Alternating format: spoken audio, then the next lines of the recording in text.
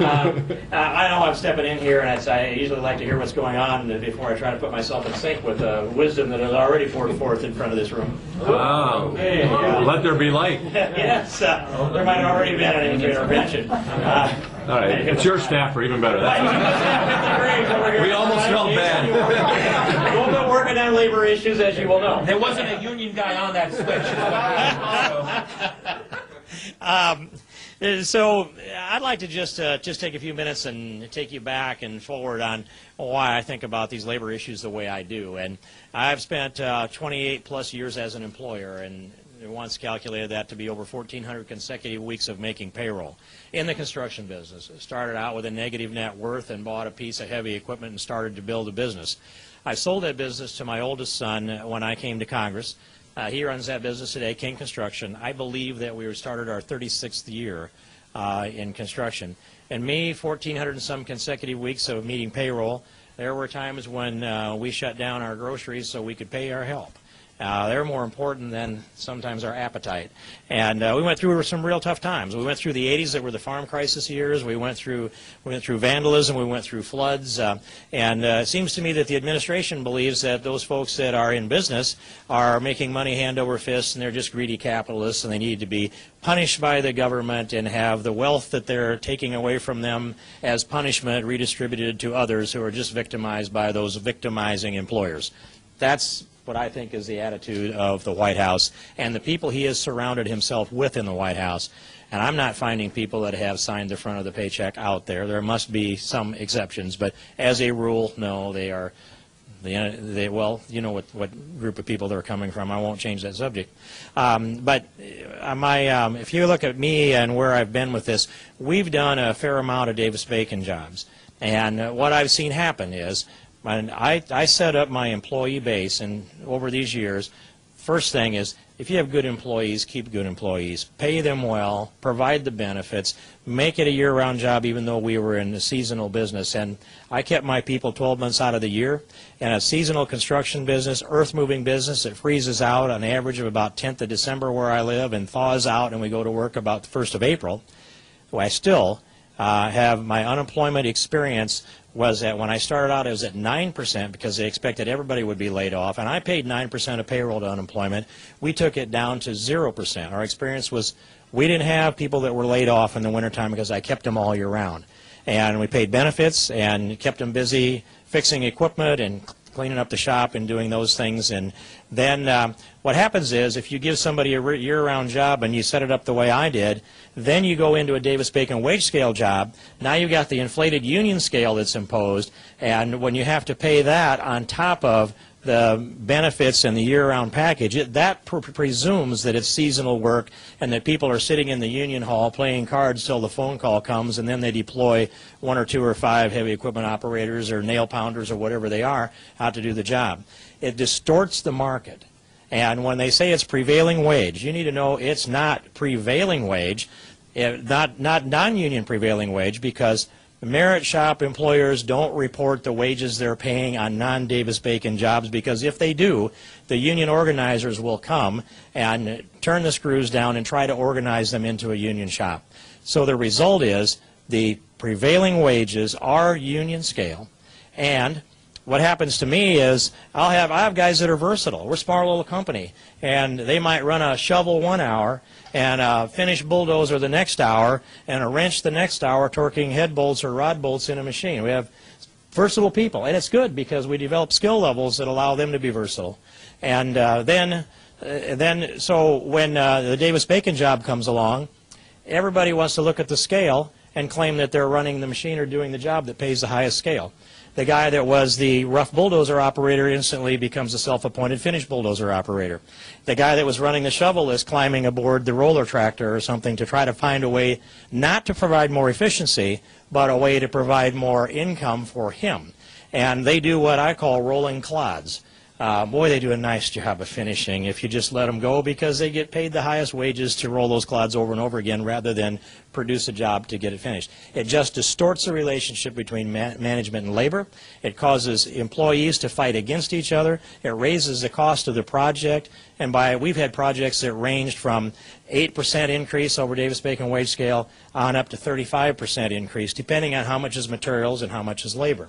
Now, you won't see some of those scores in states that have the mini Davis-Bacon, because already they've imposed those wage scales on their local projects, so you won't see the increase so much. But there is a much greater impact of Davis-Bacon than you'll see scored today, because it has changed the relationship. It's increased the inefficiencies. You can't quantify the inefficiencies. Oh, and by the way, when we go into a project like that, we have to put up the poster that says so. It's a government project and all the lingo on it. And I had a project. It was a sewer lagoon project in Odebolt, Iowa. Before we pulled in on it, it was, I think, maybe around 20-some acres, and it was grown up to buttonweeds.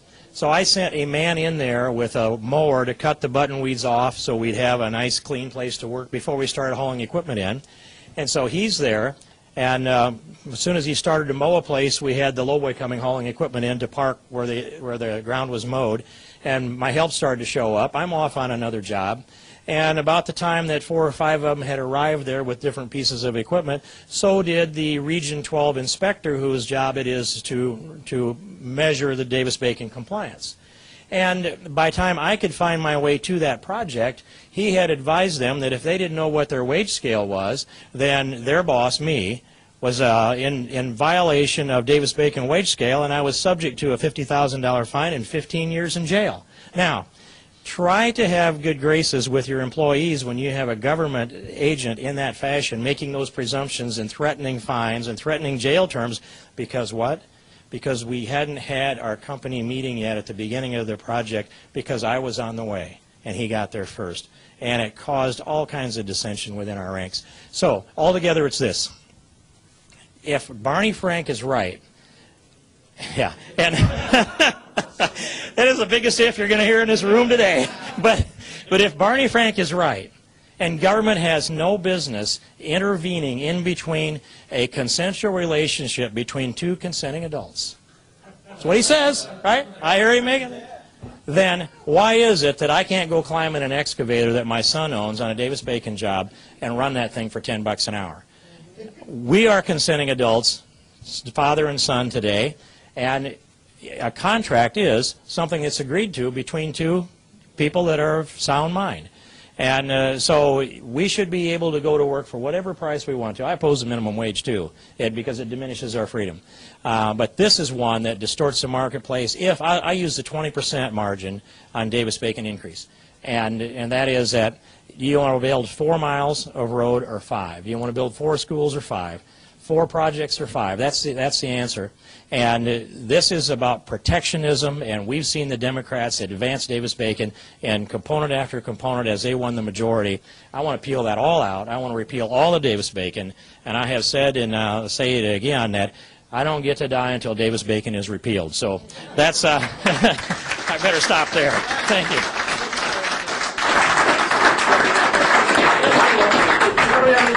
Yeah, can you read this? At the bottom it says unionrefund.org. I just I like that. Yes.